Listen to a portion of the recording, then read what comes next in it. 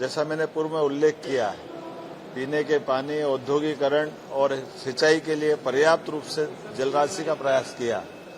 साथ ही साथ बुंदेलखंड को लेकर के हमने अपने इस स्थान पर टूरिज्म को भी बढ़ावा देने के लिए आपको उल्लेख होगा कि ये ओबेरॉय ग्रुप के माध्यम से पूरे देश का सर्वश्रेष्ठ एक ऐतिहासिक किले के रूप में जो प्रॉपर्टी थी, आज वो अपना एक विशेष स्थान बनाते हुए हमारे पन्ना रिजर्व टाइगर और साथ ही साथ पर्यटन के बाकी गतिविधि चलाने के लिए ये अद्भुत स्थान बना है।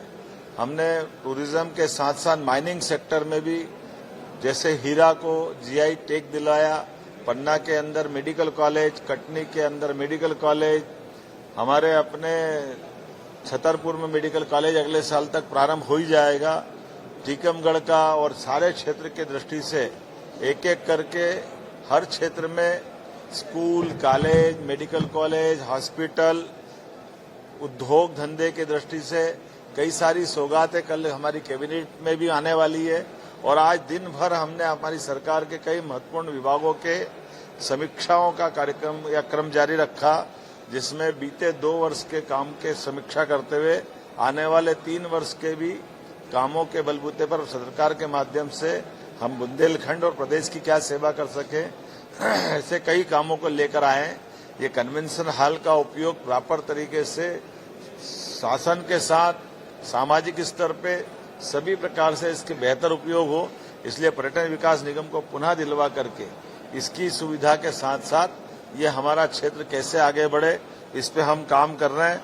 आज हमने यहाँ अपने खजुराहो में जनजाति जाति विभाग, स्थानीय शासन विभाग, टेक्निकल और एजुकेशन के साथ ऐसे कई प्रकार के अलग अलग विभागों की भी समीक्षा की है और हमारे अपने वरिष्ठ मंत्रियों के साथ उनके विभागों के भी कई दूरदर्शी निर्णय लेने का प्रयास किया है।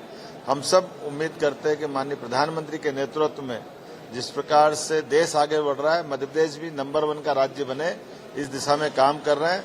उम्मीद करेंगे अब यहाँ से आपके बाद लाइट एंड साउंड शो के कार्यक्रम में हमारे सभी माननीय मंत्री आज उसमें शामिल होंगे। और ये जो हमारा प्रयोग हो रहा है कि हम अलग अलग क्षेत्र के विकास की दृष्टि से कैबिनेट भी वहीं जाके करें, ताकि उस क्षेत्र को भी लाभ मिले, मंत्रीगणों को भी और जनता को भी, दोनों के बीच की दूरी आनंद के साथ एक दूसरे को समझने में भी समय लगे। और इसी आधार पर यह बुंदेलखंड में पहली बार खजुराहो में कैबिनेट करने का निर्णय किया है। और जैसा कहा कि केवल कैबिनेट करने नहीं आए, कैबिनेट के माध्यम से कई सारी सौगातें भी दिलाएंगे। और कल से आज तक लगातार 3 दिन तक एक तरह से मैं खुद भी यहाँ हूँ और मेरे सारे माननीय मंत्रीगण इस पूरी मीटिंग और आयोजन में जुड़ रहे हैं। ये हमारे लिए सौभाग्य की बात है। मैं अपनी ओर से एक बार फिर आप सबका स्वागत करता हूँ और जनता के माध्यम से हमारी सरकार को जो सहारा संबल मिला था माननीय प्रधानमंत्री के नेतृत्व में, हम सब जन कल्याणकारी कामों में लगातार लगे रहें, इसी भावना के साथ मेरी बात पूरी होती है। धीरे धीरे रे मना, धीरे सब कुछ हो, कल बताएंगे कैबिनेट के बाद क्या क्या।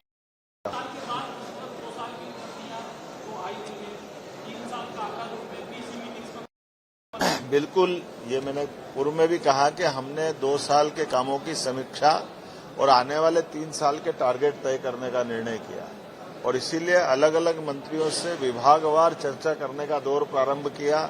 एक दौर विधानसभा के दरमियान से वहां चला था, बाकी का अभी आया है और कुछ और बचेगा। लेकिन इसके बाद हमारी अपनी इसी महीने के अंदर और बड़ी सारी सौगातें मिल रही है।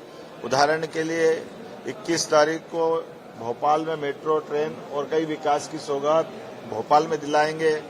13 और 14 तारीख के दिन इंदौर और भोपाल में कुछ अलग अलग कार्यक्रम होने वाले हैं। 25 तारीख को अटल जी की जन्म शताब्दी के समापन के साथ हम लगभग 2 लाख करोड़ के अलग अलग उद्योग के भूमि पूजन लोकार्पण के काम संपन्न करने वाले हैं। ऐसे सिलसिले लगातार चलते रहेंगे। पूरा महीना ये हमारा इसी प्रकार से निकलने वाला है। अगले साल की प्लानिंग भी हम लोगों ने तैयार कर ली है।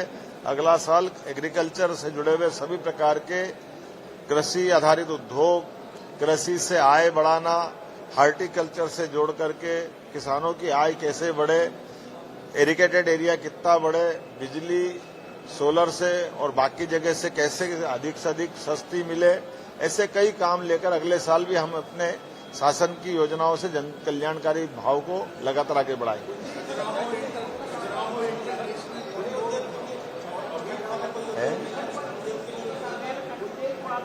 बुंदेलखंड के लिए हमारा उद्योग से जुड़ा हुआ एक बड़ा निर्णय आने वाला है और बुंदेलखंड की पर्यटन की गतिविधियों को बढ़ावा देने के लिए भी, पुरातात्विक गतिविधियों को बढ़ावा देने के लिए भी हम कटिबद्ध हैं। एजुकेशन के लिए जैसे उल्लेखनीय कि बुंदेलखंड में हमारी सरकार बनने के बाद ही हमने रानी अवंतीबाई के नाम पर सागर में एक विश्वविद्यालय दिया, महाराजा छत्रसाल विश्वविद्यालय के लिए पर्याप्त धनराशि देकर वो बन ही रहा है, पीएम एक्सीलेंस कॉलेज बन रहा है। सभी प्रकार के तकनीकी रूप से दक्ष विद्यार्थियों को रोजगार मिले, इस दिशा में भी हम काम कर रहे हैं। काम तो इतने सारे हैं कि आप थक जाओगे, लेकिन उम्मीद करेंगे आज से कल तक अभी और बाकी है, कल और विस्तार से बात करेंगे। अगर आप ये वीडियो YouTube पर देख रहे हैं तो हमारे चैनल को सब्सक्राइब कर बेल आइकन दबाएं और Facebook पर देख रहे हैं तो हमारे पेज को लाइक करें।